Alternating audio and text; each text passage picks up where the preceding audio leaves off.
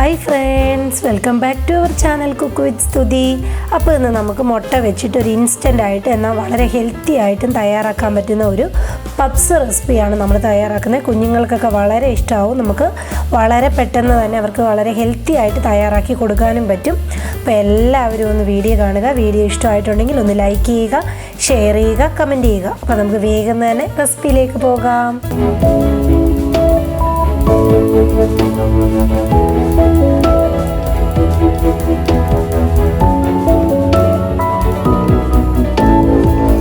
അപ്പോൾ നമുക്ക് തയ്യാറാക്കാനായിട്ട് തുടങ്ങാം. അതിനുവേണ്ടി ഞാനിവിടെ ഒരു പാൻ വെച്ചിട്ടുണ്ട്. പാനിലേക്ക് ഞാൻ കുറച്ച് വെളിച്ചെണ്ണയാണ് ഒന്ന് ഒഴിച്ചു കൊടുക്കുന്നത്. ഒരു 2 ടേബിൾ സ്പൂണോളം വെളിച്ചെണ്ണ ഒന്ന് ഒഴിച്ചു കൊടുക്കുക. അതിനുശേഷം വെളിച്ചെണ്ണ ഒന്ന് ചൂടായി വരുമ്പോൾ ഞാനിത് 2 വലിയ സവാള ഇതേപോലെ ഒന്ന് നീളത്തിലരിഞ്ഞത്, ഒരു പച്ചമുളക് വട്ടത്തിലരിഞ്ഞതും കൂടെയാണ്, അതൊന്ന് ചേർത്ത് കൊടുക്കുക. ചേർത്ത് കൊടുത്തതിന് ശേഷം ഇതേപോലെ ജസ്റ്റ് ഒന്ന് വഴറ്റിയെടുക്കാം. ഒന്ന് നല്ല രീതിയിലൊന്ന് വഴണ്ട് വരാൻ വേണ്ടി ഞാനിതിലേക്ക് കുറച്ച് ഉപ്പൊന്ന് ആഡ് ചെയ്ത് കൊടുക്കുകയാണ്. ഉപ്പ് ആഡ് ചെയ്ത് കൊടുത്തതിന് ശേഷം നല്ല രീതിയിൽ ഇതൊന്ന് വഴറ്റിയെടുക്കാം. ഇതേപോലെ ഒന്ന് വഴണ്ട് വന്നു കഴിയുമ്പോൾ ഞാനിതിലേക്ക് 1 ടീസ്പൂണോളമുള്ള ഇഞ്ചി വെളുത്തുള്ളി പേസ്റ്റാണ്, അതൊന്ന് ചേർത്ത് കൊടുക്കുക. കുറച്ച് കറിവേപ്പിലയും കൂടെ ഒന്ന് ഇട്ട് കൊടുക്കുക. എന്നിട്ട് നമുക്ക് വീണ്ടും ഇത് ഒന്ന് നല്ല രീതിയിൽ ഇഞ്ചിയുടെയും വെളുത്തുള്ളിയുടെയും പച്ചമണം ഒന്ന് മാറ്റിയെടുക്കാം. ഇപ്പോൾ ഇവിടെ ഇഞ്ചിയുടെയും വെളുത്തുള്ളിയുടെയും പച്ചമണമൊക്കെ ഒന്ന് മാറി റെഡിയായി വന്നിട്ടുണ്ട്. ആ ടൈമിലേക്ക് ഞാനൊരു പകുതി തക്കാളി ഇതേപോലെ ഒന്ന് കട്ട് ചെയ്തെടുത്തതാണ്, അത് ഞാൻ ഇതിലേക്കൊന്ന് ചേർത്ത് കൊടുക്കുക. ചേർത്ത് കൊടുത്തതിന് ശേഷം ഇനി നമുക്കിതൊന്ന് തക്കാളി ഉടഞ്ഞ് വരുന്നിടം വരെ ഒന്ന് വഴറ്റിയെടുക്കാം. ഇപ്പം നമ്മുടെ തക്കാളി ഇവിടെ കണ്ടോ നല്ല രീതിയിലൊന്ന് ഉടഞ്ഞ് റെഡിയായി വന്നിട്ടുണ്ട്. ഇത് മതി. ഇനി നമുക്കിതിലേക്കുള്ള മസാലയൊന്ന് ചേർത്ത് കൊടുക്കാം. ആദ്യമേ തന്നെ ഒരു 1/4 ടീസ്പൂണിന് താഴെ മഞ്ഞൾപ്പൊടിയാണ് ചേർത്ത് കൊടുക്കുന്നത്. അതിനുശേഷം ഞാൻ ചേർത്ത് കൊടുക്കുന്നത് ഒരു 1/2 ടീസ്പൂണോളമുള്ള കാശ്മീരി ചില്ലി പൗഡറാണ്. നിങ്ങൾക്ക് എരിവുള്ള മുളക് പൊടി വേണമെങ്കിലും ചേർത്ത് കൊടുക്കാം. അതിനുശേഷം ഞാൻ ചേർത്ത് കൊടുക്കുന്നത് 1 ടീസ്പൂണോളമുള്ള മീറ്റ് മസാലയാണ്. അത് ചേർത്ത് കൊടുക്കുമ്പോൾ ഒരു സ്പെഷ്യൽ ടേസ്റ്റാണ് ഈ ഒരു മസാലയ്ക്ക്. അതൊന്ന് ചേർത്ത് കൊടുത്തതിന് ശേഷം ഇനി നമുക്കിതിൻ്റെ എല്ലാത്തിൻ്റെ ആ ഒരു പച്ച മണം ഒന്ന് മാറ്റിയെടുക്കാം. ഇപ്പോൾ ഇവിടെ പൊടികളുടെ എല്ലാ ഒരു പച്ച മണം ഒന്ന് മാറി വന്നിട്ടുണ്ട്. മാറി വന്നു കഴിയുമ്പോൾ ഞാനിതിലേക്ക് ഒരു 1/4 കപ്പോളമുള്ള നല്ല ചൂട് വെള്ളമാണ്, അതൊന്ന് ചേർത്ത് കൊടുക്കുക. ചേർത്ത് കൊടുത്തതിന് ശേഷം ഇതേപോലെ നല്ല രീതിയിൽ വീണ്ടും ഒന്ന് വഴറ്റിയെടുക്കുക. അപ്പോൾ നമ്മൾ ആ ചൂടുവെള്ളം ഒഴിച്ചു കൊടുത്തപ്പം ഇതേപോലെ നല്ലൊരു കുഴഞ്ഞ കൺസിസ്റ്റൻസിയാണ് വേണ്ടത്. അതിനാണ് നമ്മൾ ചൂടുവെള്ളം ഒഴിച്ചു കൊടുത്തത്. അപ്പോൾ ഇതേപോലെ നല്ല രീതിയിൽ കുഴഞ്ഞ് റെഡിയായി വന്നിട്ടുണ്ട്. ഇനി ഇതിലേക്ക് ഞാനൊരു 1/4 ടീസ്പൂണോളമുള്ള പെപ്പർ പൗഡറും അതേപോലെ തന്നെ ഒരു 1/4 ടീസ്പൂണോളമുള്ള പെരിഞ്ജീരകപ്പൊടിയും കൂടെ ഒന്ന് ചേർത്ത് കൊടുക്കുകയാണ്. എന്നിട്ട് വീണ്ടും നമുക്കിതെല്ലാം കൂടെ നല്ല രീതിയിലൊന്ന് മിക്സ് ചെയ്യാം. മിക്സ് ചെയ്തെടുത്തതിന് ശേഷം നമുക്കിതിലേക്ക് ഉപ്പൊക്കെ ഉണ്ടോയെന്നൊന്ന്, ഈ മസാലയിലേക്ക് കറക്റ്റായിട്ട് ഉപ്പുണ്ടോയെന്നൊക്കെ ഒന്ന് ചെക്ക് ചെയ്യുക. അപ്പോൾ എനിക്കിവിടെ ഉപ്പ് കുറച്ച് കുറവാണ്. അപ്പോൾ ഞാൻ കുറച്ചും കൂടി ഒന്ന് ഇട്ട് കൊടുത്ത് ഒന്നും കൂടെ ഒന്ന് മിക്സ് ചെയ്തെടുത്തിട്ടുണ്ട്. അപ്പോൾ നമ്മുടെ ഇതിലേക്കുള്ള മസാല റെഡി ആയിട്ടുണ്ട്. ഇനി ഫ്ലെയിം ഓഫ് ചെയ്ത് ഇത് വേറൊരു പ്ലേറ്റിലേക്ക് തണുക്കാനായിട്ട് നമുക്കൊന്ന് മാറ്റി വെക്കാം. അതിനുശേഷം ഞാൻ മിക്സിയുടെ ഒരു ജാർ എടുത്തിട്ടുണ്ട്. അതിലേക്ക് ഒരു 1/4 കപ്പോളമുള്ള മൈദ ഒന്ന് ചേർത്ത് കൊടുക്കുകയാണേ. അതിനുശേഷം ഞാനിതിലേക്ക് ഒരു മുട്ടയൊന്ന് പൊട്ടിച്ചൊഴിച്ച് കൊടുക്കുക. അതിനുശേഷം ഞാനിതിലേക്ക് ഒരു 1/4 ടീസ്പൂണിനും താഴെ മഞ്ഞൾപ്പൊടിയാണ് ചേർത്ത് കൊടുക്കുന്നത്. അതിനുശേഷം ഞാനിതിലേക്ക് ഒരു 1/2 കപ്പോളമുള്ള പാലും കൂടെ ഒന്ന് ഒഴിച്ചു കൊടുക്കുക. പക്ഷേ ഇതിലേക്ക് ഒരു നുള്ളു ഉപ്പും കൂടെ ഒന്ന് ഇട്ട് കൊടുക്കണേ. എന്നിട്ട് നമുക്ക് ഇതെല്ലാം കൂടെ നല്ല രീതിയിലൊന്ന് അടിച്ചെടുത്തിട്ട് കൊണ്ടുവരാം. അപ്പോൾ ഇവിടെ കണ്ടോ ഞാൻ അടിച്ചെടുത്തിട്ട് കൊണ്ടുവന്നിട്ടുണ്ട്. അപ്പോൾ ഇത്രയും ഭയങ്കര തിക്കായിട്ടുള്ള ഒരു ബാറ്ററാണിത്. അപ്പോൾ ഞാൻ ഇതിലേക്ക് വീണ്ടും ഒരു 1/4 കപ്പ് പാലും കൂടെ ഒന്ന് ഒഴിച്ചു കൊടുക്കുക. എന്നിട്ട് വീണ്ടും നമുക്ക് നല്ല രീതിയിലൊന്ന് അടിച്ചെടുത്തിട്ട് കൊണ്ടുവരാം. അപ്പോൾ ഇവിടെ ആ അടിച്ചെടുത്ത ബാറ്റർ ഞാൻ ഇതേപോലെ ഒരു ബൗൾ വെച്ച് ആ ബൗളിലേക്ക് ഒന്ന് ഒഴിച്ചു കൊടുക്കുകയാണേ. അപ്പോൾ ഒഴിച്ചു കൊടുത്ത് ഒന്ന് മിക്സ് ചെയ്യുമ്പോൾ ഇത് അത്യാവശ്യം വീണ്ടും കട്ടിയുള്ള ഒരു ബാറ്ററാണ്. അപ്പോൾ ഇച്ചിരി കൂടെ ഒന്ന് ലൂസാക്കാൻ വേണ്ടി വീണ്ടും ഞാനിതിലേക്ക് ഒരു 1/4 കപ്പ് പാലും കൂടി ഒന്ന് ഒഴിച്ചു കൊടുക്കുക. എന്നിട്ട് വീണ്ടും നല്ല രീതിയിലൊന്ന് മിക്സ് ചെയ്തെടുക്കാം. മിക്സ് ചെയ്തെടുക്കുമ്പോൾ കണ്ട ഇതേപോലെ നല്ല ലൂസായിട്ടുള്ള ഒരു ബാറ്ററാണ് നമുക്ക് വേണ്ടത്. ഒരുപാട് തിക്ക് ബാറ്റർ ഉണ്ടായാൽ നമ്മളുടെ ആ ഒരു ഇത് കറക്റ്റ് പെർഫെക്ഷൻ വരത്തില്ലേ. അപ്പോൾ ഇതേപോലെ നല്ല ലൂസ് ബാറ്ററായിട്ടാണ് വേണ്ടത്.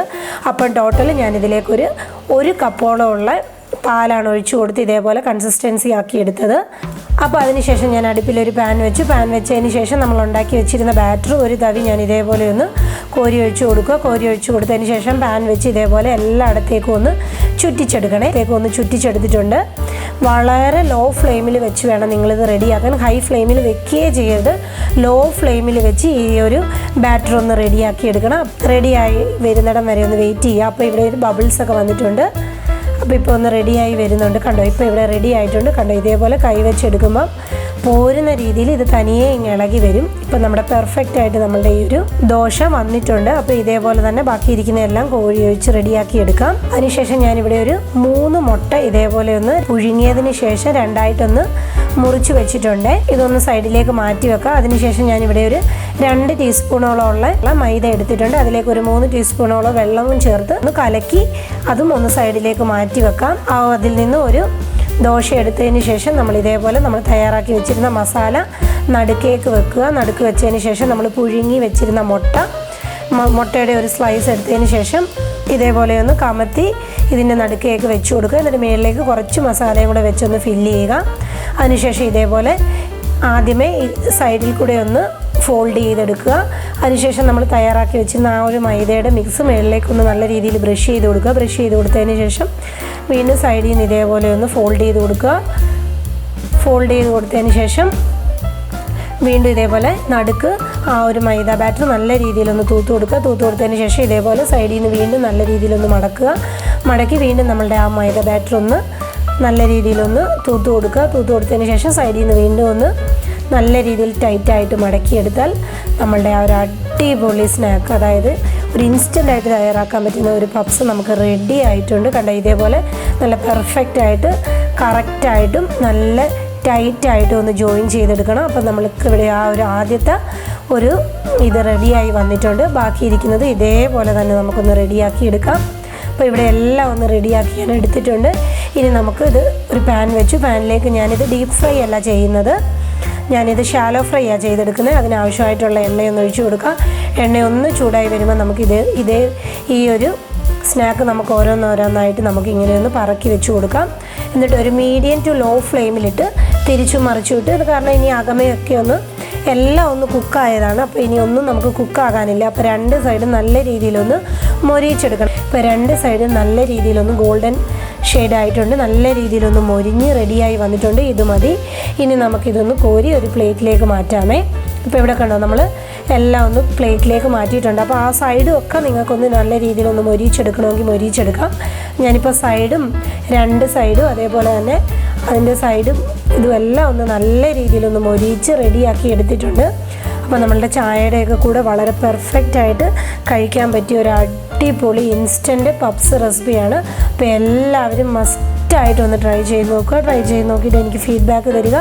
ഇതേപോലെ ഒരു പുത്തൻ റെസിപ്പിയിലൂടെ കാണുന്നിടം വരെ ബൈ ബൈ, ടേക്ക് കെയർ.